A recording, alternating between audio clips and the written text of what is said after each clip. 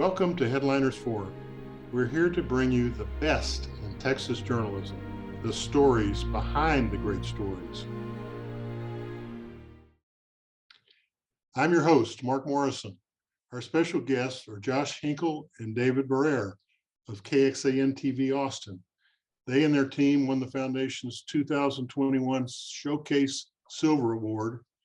Their series exposed that many Texas law enforcement organizations fail to follow state law in collecting and analyzing data designed to deal with racial profiling issues. Their KXAN team also won our Charles Green Award for their stories exposing serious issues with how law enforcement deals with people deemed incompetent to stand trial. The Green Contest is administered annually by the Foundation and its partner, the Texas Association of Broadcasters. Josh and David, you are regulars in our winner's circle. Congratulations to KXAN for its continued excellence and on your outstanding work. We're thrilled to have a chance to discuss how you produce these stories. Thank you for having us, and we're always honored by this recognition of our work. Thank you very much.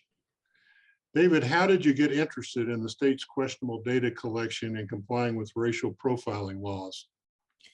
Yeah, I mean, we've been interested in that for years. We've been following racial profiling issues with the state and state law enforcement for years. So I think it was a joint effort between us and our former colleague, Jody Barr, who has moved on to another station. So a quick shout out to him because he did a lot of work on the report also. But we knew from talking to experts in racial profiling that there were a lot of problems with the way that data was submitted. And as we looked more and more into it, we discovered that there were some major problems with a lack of information or required reports being submitted to the state. Yeah, this was kind of incredible to a viewer because the law is in place to regulate the data collection, and yet there was just not much compliance out there in many law enforcement agency, and no one seemed to be doing much about it. What was behind that story? Yeah, that's exactly right. You know, the racial profiling laws, you really need two things. You need the data and you need an analysis. You can't do an analysis really if you don't have good data. And if you're not getting good data, then you can't do an analysis. You have to have both parts of those. So we found a few problems. One was that the state said they had 100% compliance with getting racial profiling data, and they did not. We found hundreds of agencies that weren't actually submitting everything that they were supposed to. There's a comparative analysis that's required to be submitted by law.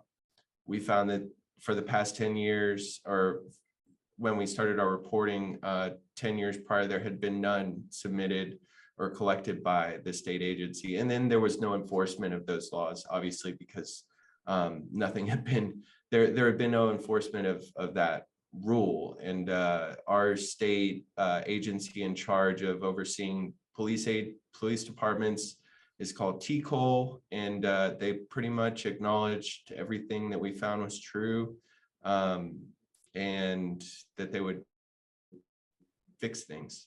And if I could jump in, I really think it helped that we were doing these reports during a legislative session here in Texas. It was happening during the 2021 legislative session. So when you have a topic like this, where you're exposing such a big problem, that accountability is very apparent when you have a lawmaker who has, many other lawmakers that are listening to what's happening in the state at the same time going. So there was a lot of pressure on TCOL to make things right. And we kept on with our continuing coverage for months. We did multiple reports on this, and it ended up where many of the agencies ended up complying with the rules, and they actually changed policy to make sure that the record collecting is happening even better. Right. And David, this story is a lot about statistics and compliance, but also one about the human impact when it comes to everything from traffic stops to arrest that may be the result of profiling. What did you find on the human side that made this resonate so strongly with with all your viewers? Yeah, I mean, we profiled a case of a guy in the New Braunfels, San Marcos area who had been a Black man who had been stopped, and it was a really bad stop, and he was tased during that, and it just turned out really bad for him. We also mentioned some of the most high profile cases in recent history, like Sandra Bland's case and Breon King.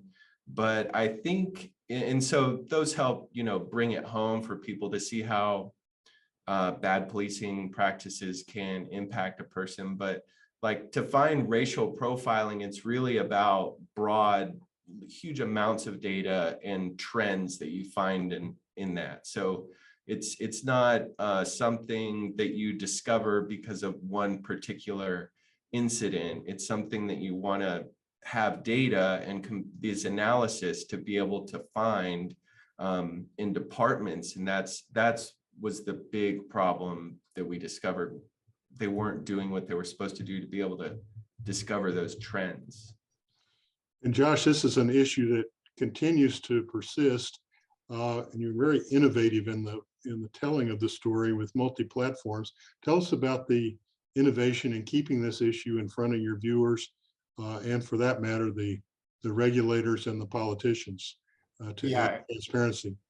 Yeah, it was really a team effort on that. David mentioned our colleague Jody Barr, who's moved on since then. He was a lot of the innovation behind this. Ben Freeberg, who is also our photographer, has also moved on since then, but I have to give him a lot of credit for that innovation. What happened with it was we had so much data and information and some very interesting cases that we wanted this to be something that our viewers and our readers could explore. So we really made it an interactive project. So while people might be watching it on TV or getting to read the article, we also created these special case file pages where you can go through and kind of understand a little bit more about specific cases.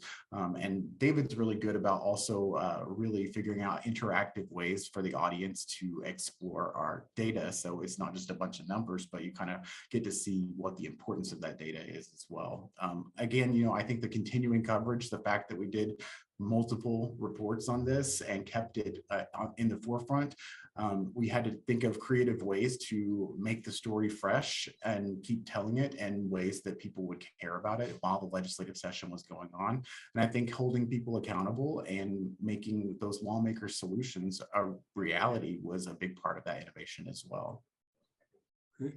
And Josh, let's switch gears and talk about your award-winning coverage of another important subject, the high number of people who have been found mentally incompetent to stand trial and are forced to wait long periods to be admitted to a hospital. How did your team report this story?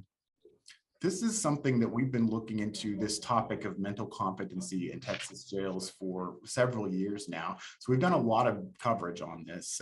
This one really came about because David was looking even closer at that data on the wait lists and the wait times, the number of days people are waiting for a state hospital bed so they can become competent to stand trial. And when he looked closer at the data, he realized that there was a lot that was missing that people would want to know that would actually help the state in identifying those targeted solutions. Maybe we need to go to this jail first. Maybe we need to implement this solution first. But when you don't have that kind of data, you don't really know what to do or where to do it. One of the big things we found was that they were not tracking the number of people that were dying while they were on the wait list. And out of that, we found some very compelling stories of people that were simply waiting for that mental health treatment that they needed to get stabilized enough to stand trial. They waited so long and kept languishing in jail that they ended up passing away for some reason or another. David, what were some of the challenges you faced in reporting this one, and how did the team overcome those challenges? Yeah, I mean, the main challenge was that the data didn't exist. So the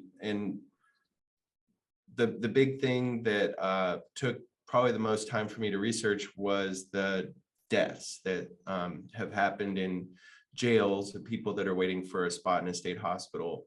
You have to understand that the state hospital wait list is secret. because of medical privacy laws. So we don't know who's on it. We had to kind of go backwards from a list of deaths in the state, and then go back into court records for each individual case and see if they had been found incompetent by the court. So that's pretty tough to do, especially in counties where records aren't available, online. So it took a lot of digging to find those cases, reaching out to attorneys, confirming everything, making sure we understood everything correctly, and that these people had died while they were waiting after being found incompetent to stand trial and waiting for a state hospital bed.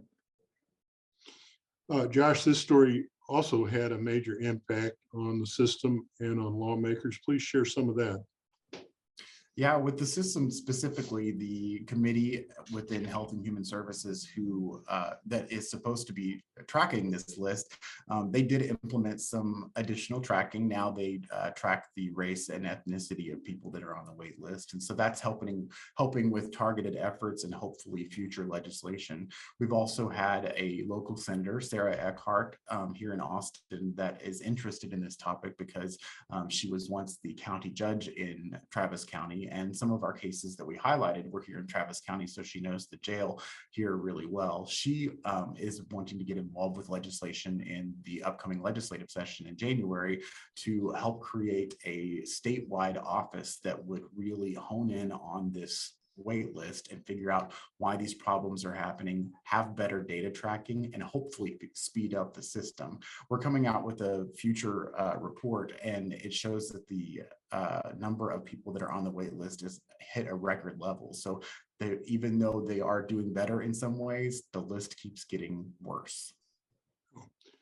Josh, just to finish things off, you and your team regularly win a lot of awards, competing against all the other media outlets in Texas. Tell us a little bit about KXAN's approach to investigative reporting and why it makes sense in today's media world. Sure. Yeah, we have a really large investigative team for a local TV station in anywhere in the nation. We have 10 people on our team. And I don't say that it's large to brag or anything, but we do that because we understand that's what our audience wants. And that's what makes KXAN unique. And we feel like we have dedicated those resources because it's so important in the times we're in right now. And the fact that we live in a capital city and are able to hold these statewide officials or these state lawmakers accountable on a regular basis, I think it really says something. The reason that we I find we have some successes, like you mentioned with awards, is not the reason we do everything. We do it because we want to make an impact for our community. The awards are great because who doesn't like to win awards, but also it brings some recognition to the work that might go unnoticed otherwise. I think when people realize that this is award-winning work, it shows that we need to pay attention to this. This is an important problem that KXAN is exposing. And we're also, I feel like, very cognizant of the fact that